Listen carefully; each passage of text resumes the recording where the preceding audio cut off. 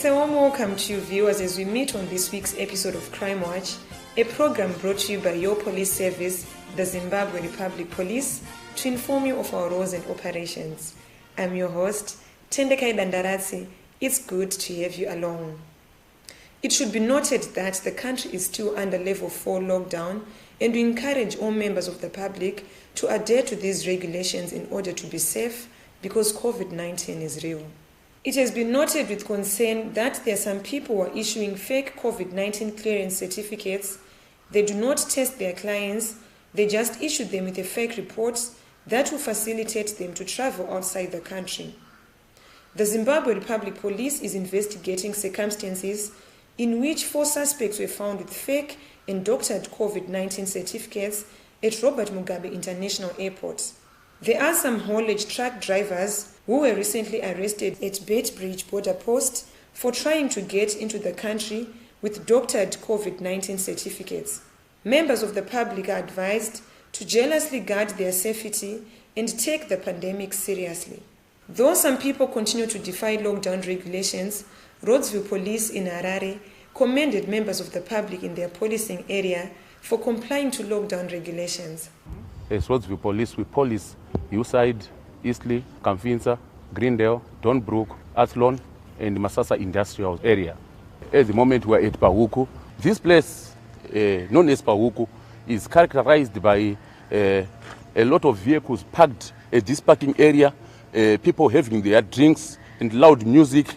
As you can see, at the moment, there are no vehicles. The area has not been patronized.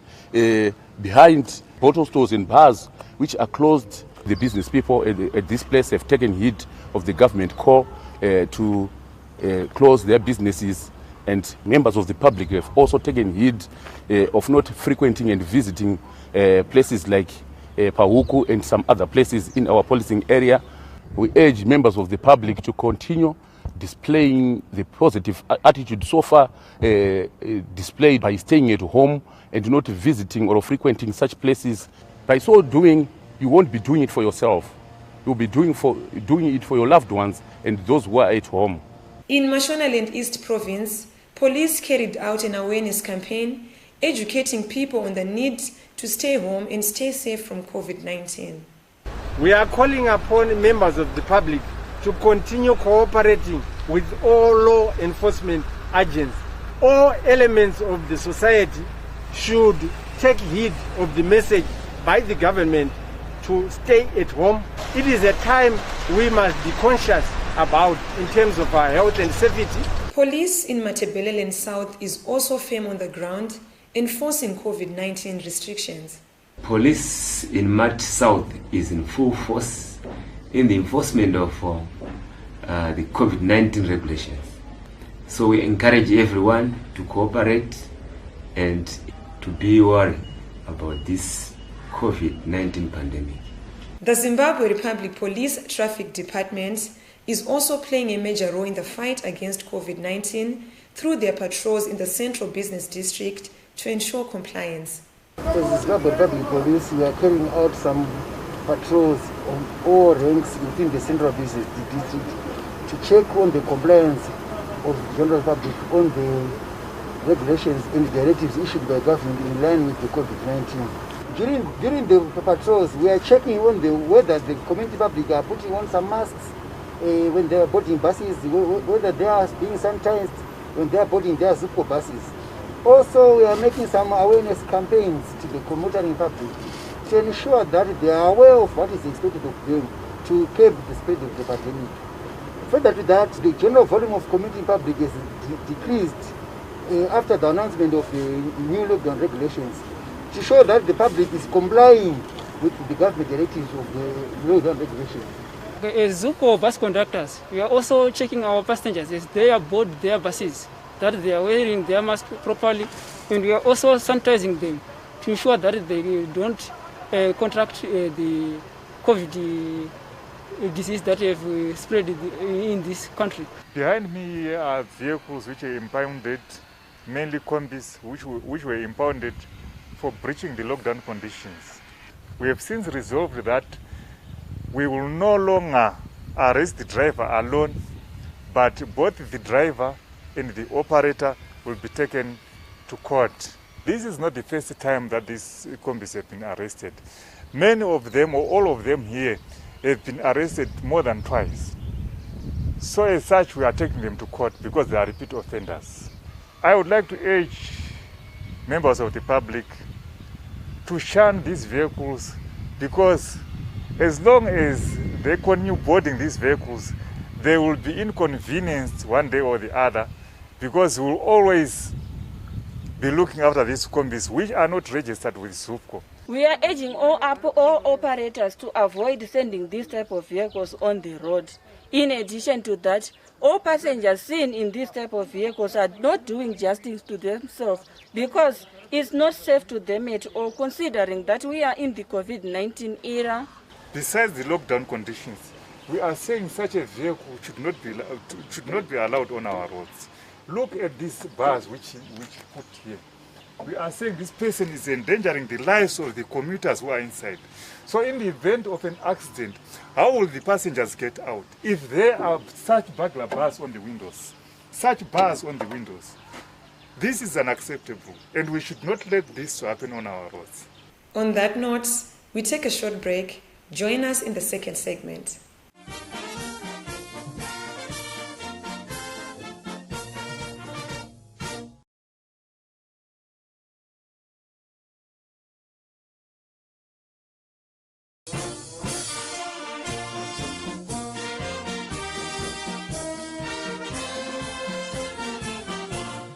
Welcome to the second segment of Crime Watch, and thank you for staying tuned. In Midlands Province, Gweru Urban District is battling with murder cases which emanate from domestic violence issues. Chief Superintendent Tambudzai Bibian Gumbo sheds more light on this. We have noted that there's been a sharp increase in cases of assault and domestic violence cases. And as a result of domestic violence, we recorded one murder case involving a husband who murdered his wife. Circumstances into the murder are that the husband, who is a security guard in one of the security firms, came home from work and discovered that the wife had used the condoms in her bedroom. And a quarrel ensued from there, resulting in the husband beating up the wife using a baton stick. So in the morning, the husband told the neighbor that he had killed his wife. The neighbor went and alerted relatives of the wife, who made a report to the police. Soon after committing the offense of murder, the husband ran away into Gweru rural area, where he again raped another woman.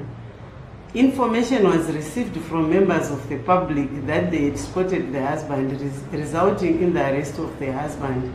She also highlighted the arrest of a fraudster who was in the business of duping people seeking traveling documents on the pretext that he would fast-track the process. We also have a case of fraud involving a fraudster, Arthur Gurira. Arthur Gurira would target victims who would have come to the passport office to either renew their passports or were seeking to apply for passports. He would masquerade as a registrar's office official and would demand money in US dollars ranging from $40 US to around $500 US to fast track the processing of the passports. After receiving the victims' passports and the cash and the application forms, the suspect would disappear. So the accused person was arrested by the police intelligence officers in Gweru after he had targeted another victim. Moving on, Officer Commanding Police Matebeleland South Province condemned the acts of violence which have become a norm in that area.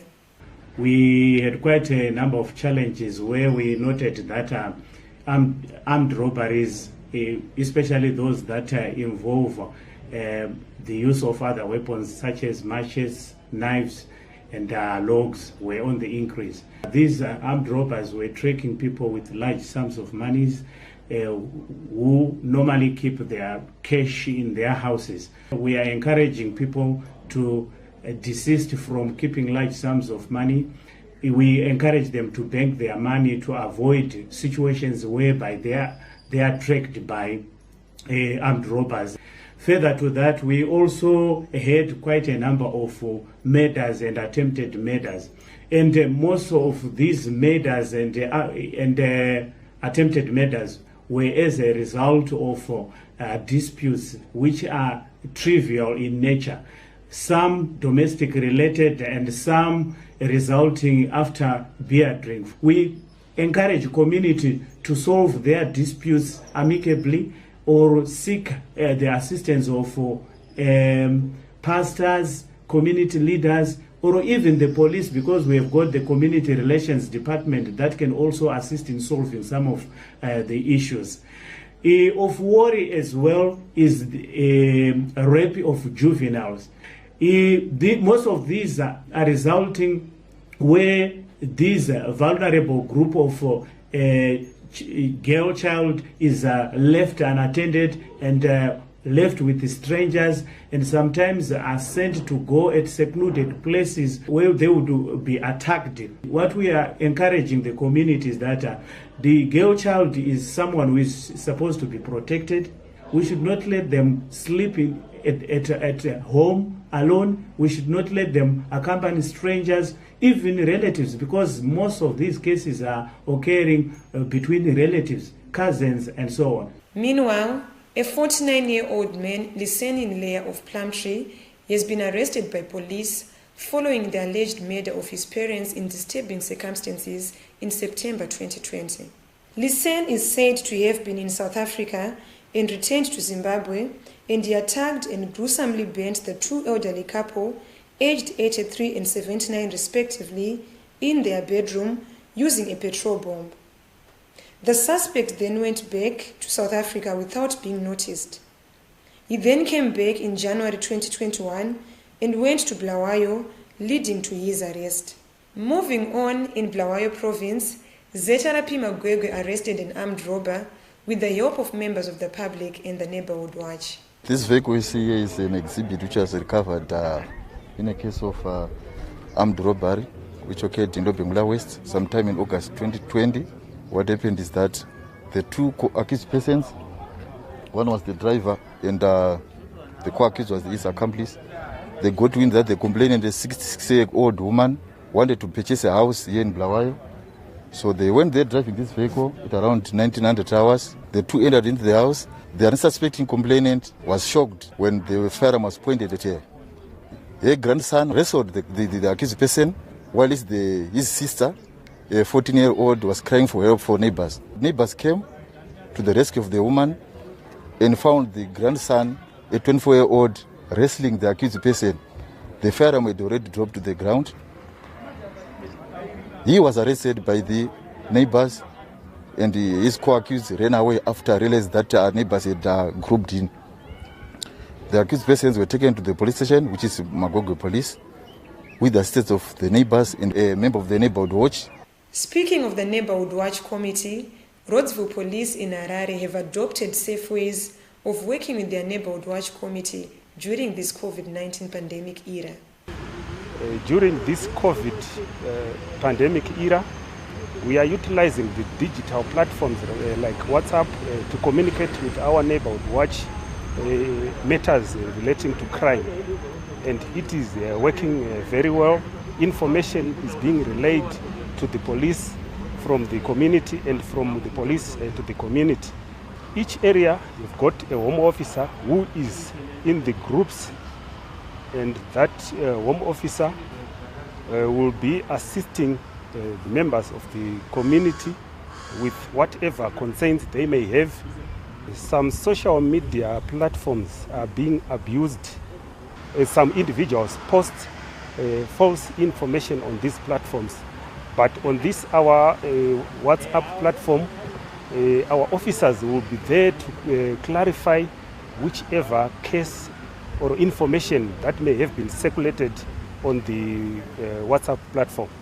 These neighborhood watch WhatsApp platforms have proved to be very effective as members of the community post information to do with crime in progress, thereby alerting members of the community and giving information to us as police for swift reaction to such crimes. With this, we take a short break. Join us in the third and final segment.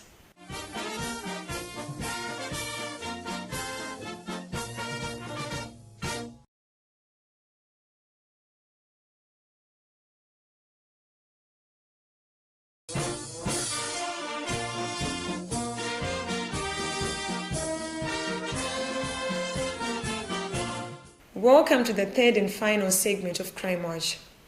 Recently, a vehicle drowned in Gweru while it's trying to cross a flooded river. Following this incident, Crime Watch visited the place of occurrence to witness the rescue operation and also spoke to the ZRP Midland spokesperson and one of the witnesses. Circumstances are that the motor vehicle arrived at the place where some vehicles were stationary, awaiting for the river to subside. They insisted that it was safe to cross and they started crossing.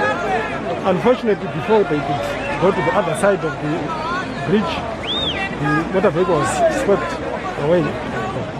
I want to take this opportunity to advise members of the public not to take risks trying to cross flooded rivers. It is dangerous. nechitiko ichi kuti tinonzwa kuti munotama mune vanhu 6 vese vabva vapera musapinda pamusingaoni mazuva ano onai vanhu vanopera nezvinhu zvatinokwanisa kuavoida. In a similar incident, 3 children drowned at Majaka 2 village, Tengwe area in Karoi. They were herding cattle and on their way home, they found Majaka river flooded. Temba Kugotsi aged 9, Munasha Kugotsi aged 16, and Blessed Nyamombe aged 9 tried crossing the river and they were swept away and drowned. Their bodies were all recovered. In light of these incidents, the Traffic Safety Council of Zimbabwe is encouraging all members of the public not to attempt crossing flooded rivers or bridges to save lives.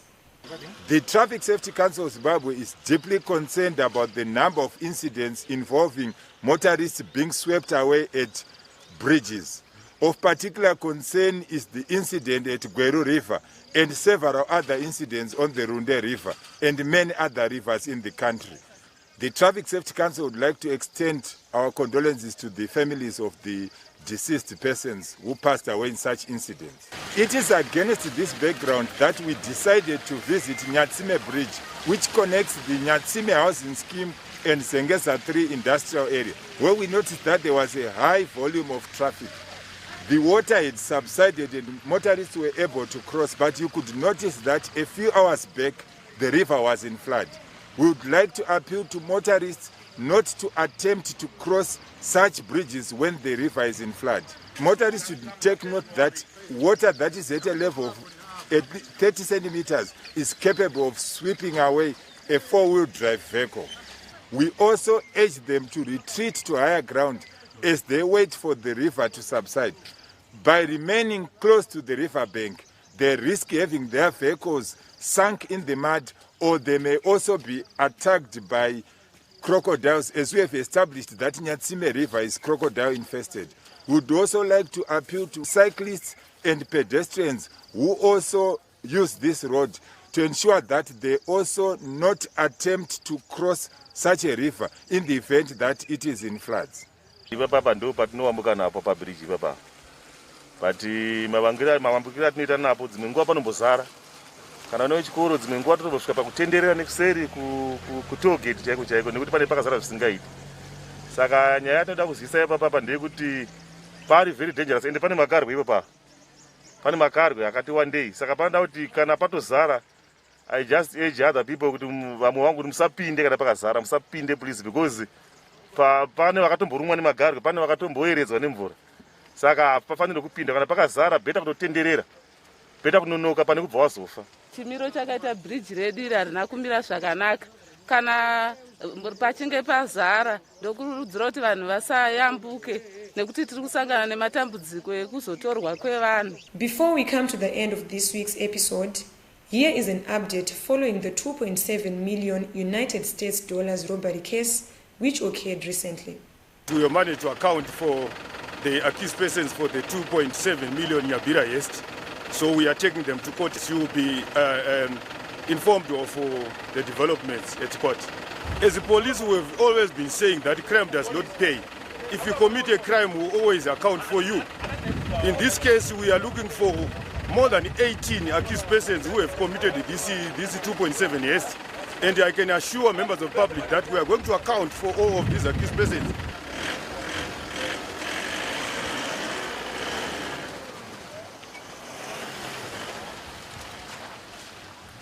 We now move on to the people on the police wanted list. Alois Nyamadzao is being sought in connection with 3 counts of armed robbery cases, and reports were made at Dzivarasekwa, Waterforce and Marimba police stations. Police are also looking for Watson Magodi for armed robbery and unlawful possession of a firearm. CID Vehicle Theft Squad are looking for Abo Bocho, a male adult aged 36, of Harare for fraud. Do not hesitate to visit or contact any nearest police station with information that may help in the location of these people. You can also contact us on the following details. Our website address is www.zrp.gov.zw. Our Facebook page is Zimbabwe Republic Police.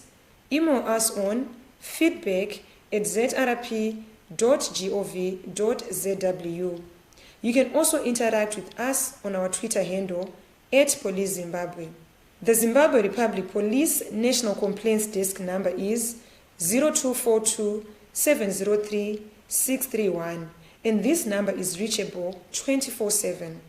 We also have a YouTube channel, Zimbabwe Republic Police, where you can watch any of our Crime Watch episodes at your own time. It has been a pleasure having you along, and as the Zimbabwe Republic Police, we urge you to sanitize your hands regularly, always put on your face mask, and maintain social distancing at all times to keep the spread of the COVID-19 virus. From me, Tendekai Dandarasi, and the crew behind the scenes, pleasant viewing.